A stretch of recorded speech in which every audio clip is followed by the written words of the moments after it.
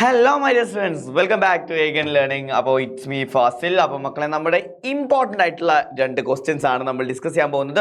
So 5 മാർക്കിൻ്റെ question ആയിട്ട് നമ്മുടെ SQL നിന്ന് ക്വസ്റ്റ്യൻ വരുന്ന നമുക്ക് സാധ്യതയുള്ള രണ്ട് ക്വസ്റ്റ്യൻസ് ആണ് നമ്മൾ ഡിസ്കസ് ചെയ്യാൻ പോകുന്നത്. സോ ഇത് അറ്റൻഡ് ചെയ്യണമെങ്കിൽ നിങ്ങൾക്ക് എന്തറിയണം? DDL ക്വറീസിനെ കുറിച്ചും DML ക്വറീസിനെ കുറിച്ചും ആ കമൻറ്റുകൾ വ്യക്തമായിട്ട് അറിഞ്ഞാൽ പുഷ്പം പോലെ നിങ്ങൾക്ക് ഈ ഒരു ക്വസ്റ്റ്യൻ ഹാൻഡിൽ ചെയ്യാൻ പറ്റും. സോ നമുക്ക് എക്സാമ്പിൾ ക്വസ്റ്റ്യനിലേക്ക് പോവാം.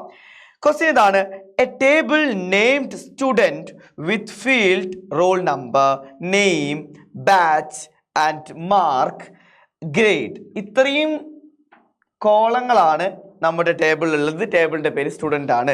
സോ ഇനി അതിലുള്ള write the SQL query for following statements. ഓരോന്നിൻ്റെയും SQL query എഴുതാനാണ് പറഞ്ഞിട്ടുള്ളത്. സോ ഞാൻ പറഞ്ഞു, ഇത് എഴുതാൻ അറിയണമെങ്കിൽ നിങ്ങൾക്ക് DDL കമൻറ്റും DML കമൻറ്റ്സും അറിഞ്ഞിരിക്കണം. സോ ഫസ്റ്റ് ക്വസ്റ്റ്യൻ നോക്കൂ. To display the details of all students in science batch. Science ബാച്ചിലുള്ള മൊത്തം കുട്ടികളുടെ റിസൾട്ട് മൊത്തം display the details of all students. Science ബാച്ചിലുള്ള എല്ലാ കുട്ടികളുടെ ഡീറ്റെയിൽസ് വേണം. So select star from student where batch is equal to science. കണ്ടോ? So select star from എന്ന് പറയുമ്പോൾ മൊത്തം ഡീറ്റെയിൽസും കിട്ടി. ഫ്രം സ്റ്റുഡൻറ് ടേബിളിൽ നിന്ന് വേർ കണ്ടീഷൻ വെച്ചിട്ട് batch is equal to science എന്ന് കൊടുത്തിട്ടുണ്ട്. കണ്ടോ? ഇനി നെക്സ്റ്റ് ക്വസ്റ്റ്യൻ എന്താ പറയുന്നത്?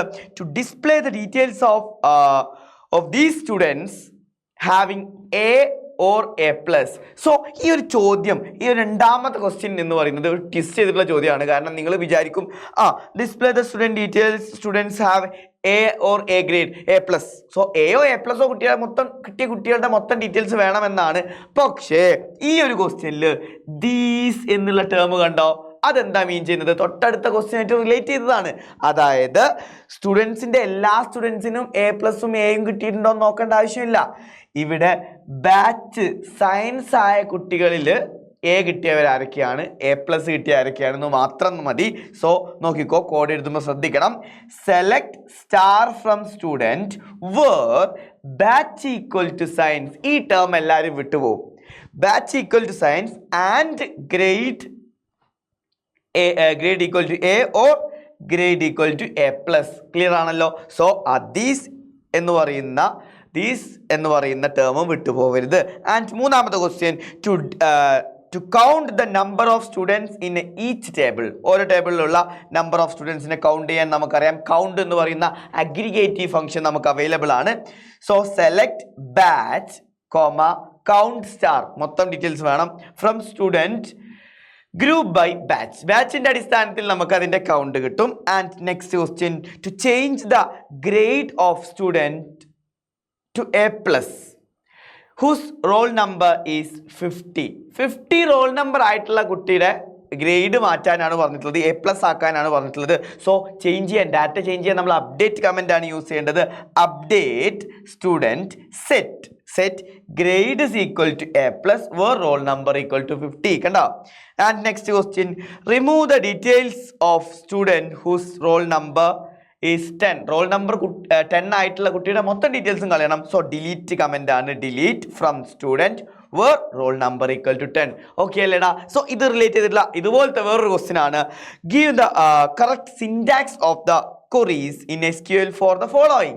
സോ ഇതിൻ്റെ സിൻടാക്സ് ആണ് എഴുതാൻ പറഞ്ഞിട്ടുള്ളത്. ഒന്നാമത്തത്, റിനെയിമിങ് എ ടേബിൾ. ഒരു ടേബിൾ റിനെയിം ചെയ്യാൻ നമ്മൾ എന്താ യൂസ് ചെയ്യുക?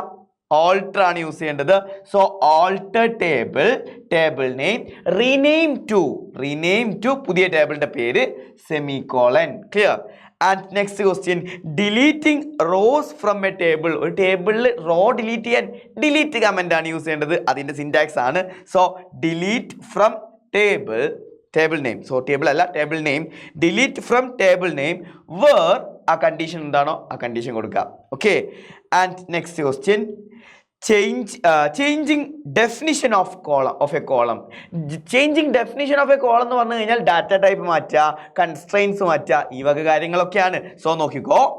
അപ്പോൾ ഓൾട്ടർ ടേബിൾ നെയിം, മോഡിഫൈ ആണ് യൂസ് ചെയ്യേണ്ടത്. ആ ഒരു ഡെഫിനിഷനിൽ എന്തെങ്കിലും മാറ്റം വരുത്താണെങ്കിൽ അത് നമ്മൾ മോഡിഫൈ ആണ് യൂസ് ചെയ്യേണ്ടത്.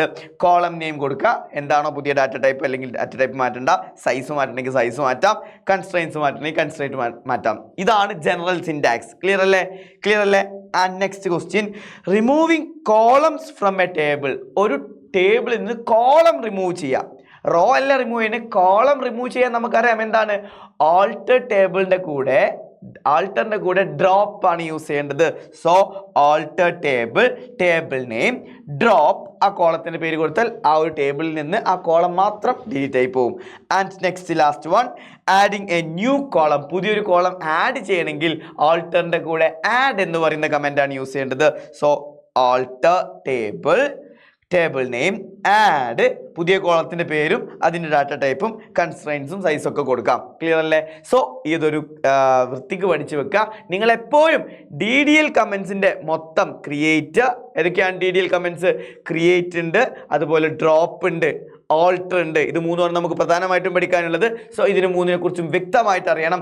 And DML queries insert, select, update, delete, ഇതിന് നാലിനെ കുറിച്ചും നിങ്ങൾക്ക് സിൻടാക്സും അത് എങ്ങനെയാണ് കമന്റ് എഴുതേണ്ടത് എന്നുള്ളതും പഠിച്ചു വെക്കണം. ഓക്കെ, അങ്ങനെയാണെങ്കിൽ നിങ്ങൾക്ക് SQL വരുന്ന ഏത് ക്വസ്റ്റ്യനും സിമ്പിൾ ആയിട്ട് അറ്റൻഡ് ചെയ്യാൻ പറ്റും. ആൻഡ് നെക്സ്റ്റ് വീഡിയോയിൽ കാണാം. ബൈ.